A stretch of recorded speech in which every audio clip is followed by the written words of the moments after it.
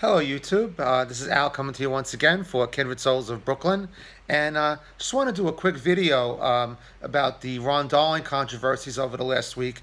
You know, it's kind of odd that Ron Darling is this such prim and proper guy, and usually Keith Hernandez, his partner on SNY, is usually the one apologizing for slurs and different kind of crazy things. But I'd have to say this is Ron Darling's toughest week in broadcasting, and he survived it.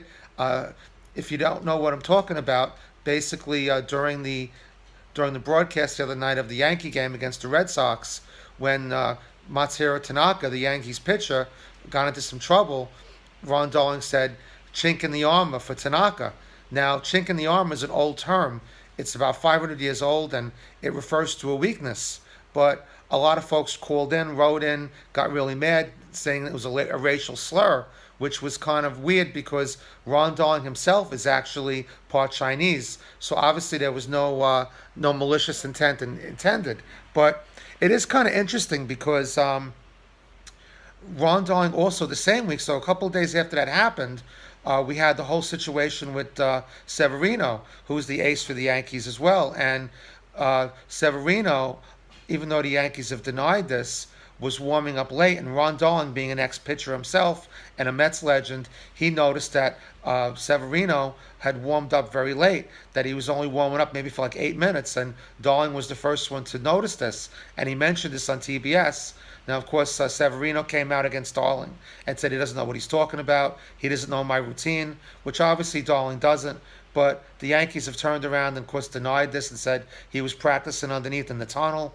But just a very interesting week for Ron Darling, who's a Yale educated guy, very, very intelligent guy. But it's just kind of funny how things have turned around.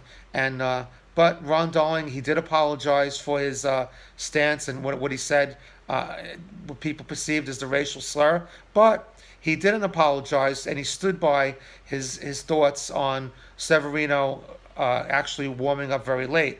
And of course, the whole key to that was he got hammered. He got lit up a couple of innings later, and what are you going to do? But again, just a little quick video on how it was a very interesting week for Ron Darling. And of course, as a Met fan, I support him, and I have to give a little accolade to the Yankees. They had done that rally towel for David Wright on his distinguished career. Yankees are a really class organization, and I just wanted to say that. And they put up a good fight this year against the Red Sox, but obviously the better team prevailed.